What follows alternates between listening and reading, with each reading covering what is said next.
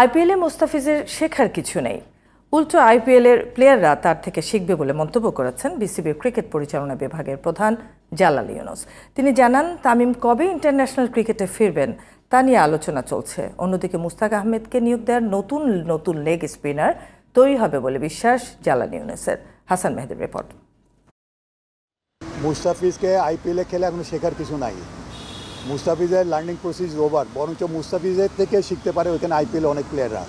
এতে বাংলাদেশের কোনো বেনিফিট হবে না। 7-8 বছর ধরে এখানে ক্রিকেট খেলে, ওই আইপিএল টুর্নামেন্ট খেলছে। সো বেনিফিটেড তারা হবে, আমরা হব না। কিন্তু ফিজের আইপিএল ক্যারিয়ার শুরু হয় 2016 সালে।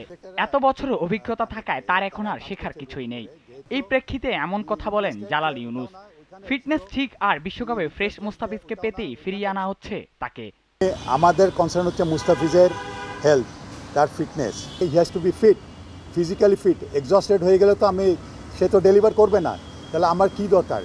আই নিড হিম। আমাকে তো সে যাতে ফ্রেশ মুস্তাফিজ চাই, এক্সস্টেড মুস্তাফিজ চাই না আমরা। জাতীয় দলে ফেরা নিয়ে তামিমের সাথে হয়েছে কথাবার্তা। আলোচনার ফলাফল বোর্ড সভাপতিকে জানানোর পরই আসবে সিদ্ধান্ত। তামিম ইকবালের সাথে, আমার সাথে, সিরাজ ভাইয়ের সাথে মাননীয় বোর্ড প্রেসিডেন্ট আমাদের অ্যাসাইন করেছিল তার সাথে আলাপ করার জন্য। আমরা তার ক্রিকেট প্ল্যান নিয়ে আলাপ করেছি। কোচিং প্যানেলে মুস্তাক আহমেদের যুক্ত হওয়ায় লেগ স্পিনে বড় পরিবর্তনে আসা ক্রিকেট অপারেশন কমিটির চেয়ারম্যানের। মুস্তাক আহমেদ আমাদের থাকা অবস্থাতে যাতে আমরা আরও আমাদের দেশে যদি আনাচে কানাচে কোনো যদি লেগ স্পিনার ভালো থাকে, এখন যারা এক্সপোজারটা পায়নি তাকে দিয়ে যদি আমরা এই ট্যালেন্ট মানে স্পিনার হান্টটা যদি করতে পারি, আমাদের জন্য খুবই ভালো হবে ক্রিকেটের। হাসান মেহেদি, জিটিভি নিউজ, ঢাকা।